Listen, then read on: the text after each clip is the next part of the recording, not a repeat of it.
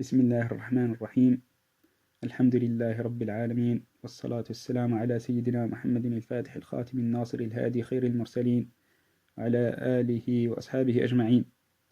Nous continuons dans l'explication de l'Yaqut al-Farida de l'imam Abu al-Abbas al-Sijli Masi radiyallahu anhu.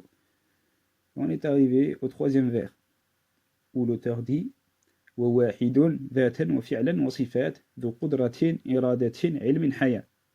Et il est un en son essence, ses actes et ses attributs. Il est doté de pouvoir, de volonté, de savoir et de vie. Donc là, il cite 5 attributs. Le premier, c'est l'unicité, qu'on aborde sur 3 plans, l'essence, les actes, les attributs.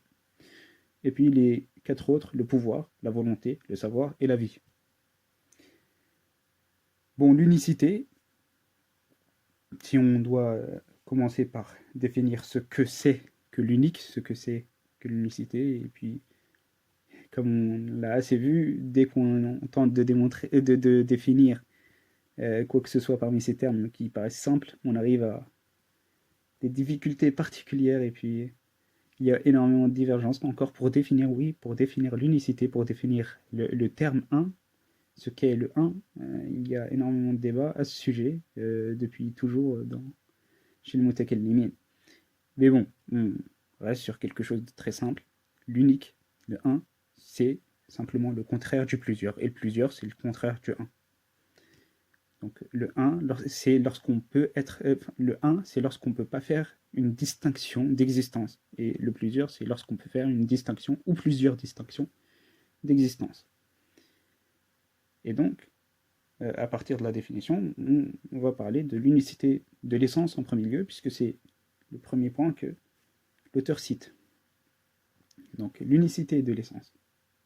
On va commencer à supposer, bien sûr, tout ce qu'on va supposer, on ne le croit pas, on ne l'affirme pas, on suppose juste dans le cadre de la démonstration par l'absurde, comme vous avez tous fait au maths quand vous étiez au lycée, ou si vous êtes au lycée, ou je ne sais pas, même à la fac.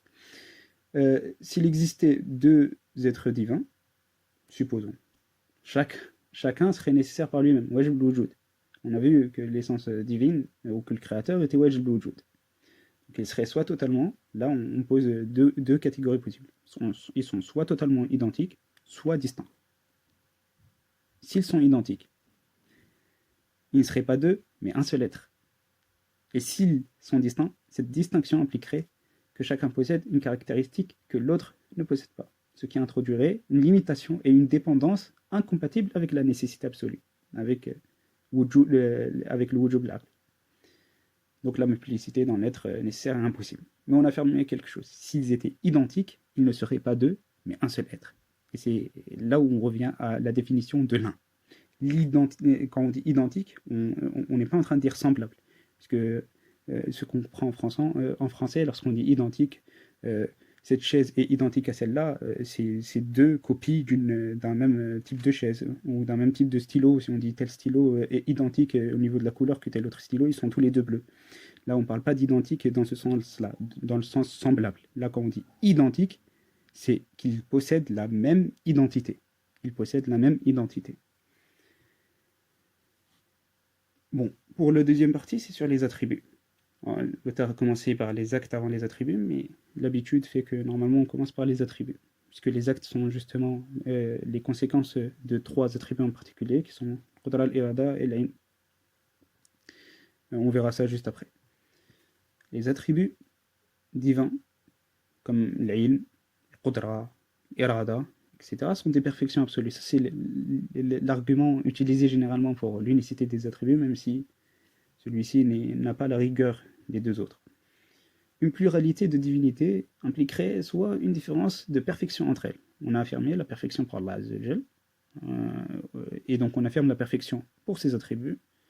Et donc, si on suppose qu'il y a plusieurs divinités, on dirait qu'il y a une différence de perfection entre elles. Auquel cas, une serait moins parfaite que l'autre. Ce qui impliquerait naturellement que celle-ci, celle qui est imparfaite, enfin qui est moins parfaite, n'est pas dans la perfection, puisque la perfection finale est une perfection totale, donc elle ne pourrait être divine. Soit les deux sont égales en perfection. Ces deux divinités supposées sont égales en perfection, avec une distinction réelle, ce qui ramènerait à la possibilité d'une multiplicité d'en être nécessaire. Ce qu'on vient de dire, on a démontré que c'était impossible. Donc ainsi, puisque les attributs d'Allah Azzawajal sont propres à son essence, et ils ne sont partagés avec aucun autre. Bon, voyons sur le troisième axe, celui des actes. Et c'est celui qui est le plus utile, entre guillemets. On va encore supposer une chose. Supposons qu'il existe plusieurs êtres tout-puissants, aux volontés absolues. C'est-à-dire que leur volonté, ils peuvent vouloir tout ce qu'ils veulent parmi les mumkinat. Ils peuvent vouloir toute chose possible. Et puis, ils ont la possibilité de le faire. Bon, leur volonté, puisqu'elles sont absolues dans chacun des deux cas, pourrait diverger. Attention, on utilise le terme peuvent diverger. On va y revenir. Peuvent diverger. Si l'un voulait qu'une chose existe et que l'autre qu'elle n'existe pas, il y a trois possibilités qui apparaissent. Soit leurs deux volontés se réalisent, c'est une contradiction. Une chose ne peut pas être une chose et son contraire à la fois. Donc c'est impossible. Soit aucune ne se réalise, donc leur impuissance totale à tous les deux, donc ils n'ont plus ces attributs. Soit la volonté de l'un l'emporte sur l'autre, ce qui prouve que celui dont la volonté échoue n'est pas tout puissant. La pluralité donc, des créateurs devient impossible lorsqu'on regarde ça de ce point de vue. J'ai dit pourrait, le mot peut est important. Pourquoi? Parce que certains pourraient dire, en fait ils peuvent être en désaccord, mais en fait ils seront toujours d'accord. Supposons qu'ils soient toujours d'accord.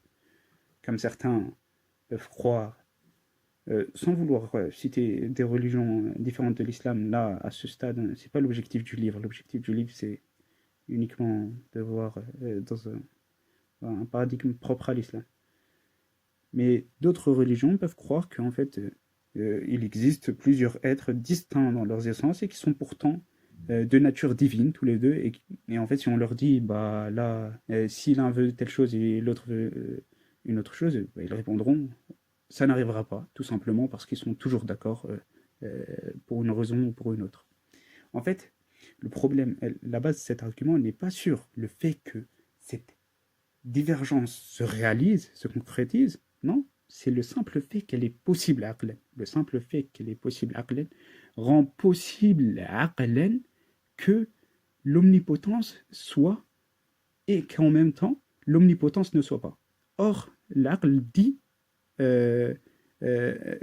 justement que la contradiction n'est pas possible. On ne peut pas dire que la contradiction, donc le fait que l'omnipotence soit en même temps que l'omnipotence ne soit pas, est une impossibilité rationnelle. Donc, si le simple fait qu'ils peuvent diverger implique une contradiction avec le hukm al-aqli, donc est impossible. On n'a pas besoin que la divergence se concrétise. Le simple fait qu'il y ait une possibilité de divergence aqlan implique l'invalidité ou l'impossibilité de cet état-là, de deux divinités différentes. Puis certains pourraient dire ici, en fait, ce n'est pas possible, il n'y a pas la possibilité de divergence. Alors, si vous vous dites qu'il n'y a pas de possibilité de divergence, alors ils ne sont pas véritablement tout-puissants et avec des volontés absolues. C'est-à-dire que leur volonté est encadrée par quelque chose qui leur interdit une possibilité d'agir de telle façon. Ou alors vous dites c'est impossible, mais sur un plan adi, et nous on parle du plan aqli. Donc dans tous les cas, on arrive à l'impossibilité qu'il y ait deux êtres qui, tous les deux, sont tout puissants et avec des volontés absolues. Et là, on termine pour l'attribut de l'unicité. Bon, pour la suite, pour voir le qudra al-irada et al-haya, serait pertinent ici de définir un principe qu'on utilise, une terminologie, un concept qu'on utilise dans le kalam, qui n'est pas qu'on va juste aborder de façon très, très sommaire, c'est le concept de ta'alluq, le rapport. Donc, le ta'alluq désigne un lien entre un attribut d'Allah Azza wa Jal et ce sur quoi il s'exerce. il y a plusieurs types de, de ta'alluq, de rapport. Ce rapport peut être un rapport d'aptitude. On appelle ta'alluq salouhi. C'est-à-dire qu'un attribut est en lui-même apte à se rapporter à une chose possible, même avant son existence. Le deuxième type de ta'alluq est le ta'alluq taqdiri, c'est-à-dire le rapport par lequel une chose est spécifiée selon la volonté d'Allah, comme son existence, son moment, son lieu, sa manière, etc. etc. Ça, c'est les deux types de ta'alluq qu'on doit savoir pour le moment. Et donc, prenons la suite. Voilà, si je l'ai mis ici, cite l'attribut de la science. On commence par celui-là. Il ne le cite pas en premier, mais c'est l'habitude de commencer normalement par la science. Bon, pour l'attribut de la science. La science d'Allah Azza wa Jal, c'est un sifa par laquelle il connaît toute chose telle qu'elle est. Son rapport est un rapport effectif et éternel. Ta'alluq tanjizi, c'est le troisième type. Je ne l'ai pas dit en fait. Ta'alluq tanjizi, le troisième type, celui qui concrétise ou qui réalise le rapport effectif. Et c'est un ta'alluq qadim. Sa science se rapporte depuis toujours à toutes les choses connues, qu'elles soient nécessaires, impossibles ou possibles. Elle ne dépend pas de l'existence des choses, car Allah Azza wa Jal ne les connaît pas après leur apparition. Contrairement à ce que peuvent croire certains Mu'tazila sur certains points, sur l'af'al, l'ibad, etc. Bref, on n'abordera pas ce sujet. Il le connaît de toute éternité. Ainsi rien dans les cieux, la terre, ce qui est passé, présent, futur, etc., etc., etc., n'échappe à sa science. Subhanahu wa ta'ala. On va s'arrêter sur ça et on va pas prouver plus que ça l'irada, c'est l'ilm, puisque ce serait trop long et ce n'est pas l'objectif ici. On l'attribue de volonté, l'irada, la volonté d'Allah Azza wa Jal, qui est une sifa par laquelle il spécifie les choses possibles selon ce qu'il veut. C'est-à-dire qu'il y a le cadre de mumkinat, il y a énormément de choses mumkinat, il y a une infinité de mumkinat. Et Allah Azza wa Jal, par sa volonté, spécifie ce qu'il veut que ce soit ou qu'il ne veut pas que ce soit. Son rapport, c'est un rapport de détermination, selon qu'on a vu. Il attribue aux choses possibles leur existence ou leur absence, leur temps, leur lieu, leur particularité, etc., etc. Les autres choses possibles sont en elles-mêmes indifférentes à l'existence ou à la non-existence. Elles ont donc besoin d'un choix qui les distingue. Cette détermination ne vient que de la volonté éternelle d'Allah Azza wa Jal, sans contrainte ni influence extérieure. Ça, si on avait fait Burhan al-Imkan, ou Burhan al-Talqin, on l'aurait vu, mais on a fait Burhan al-Hudud, puisque c'est plus habituel. On attribue du pouvoir, troisième, Qudra, le pouvoir d'Allah Azza wa Jal, attribue, c'est par laquelle il peut faire exister ou ne pas faire exister toute chose possible. Donc ce rapport est un rapport d'aptitude, ta'alluq salouhi, comme on a dit.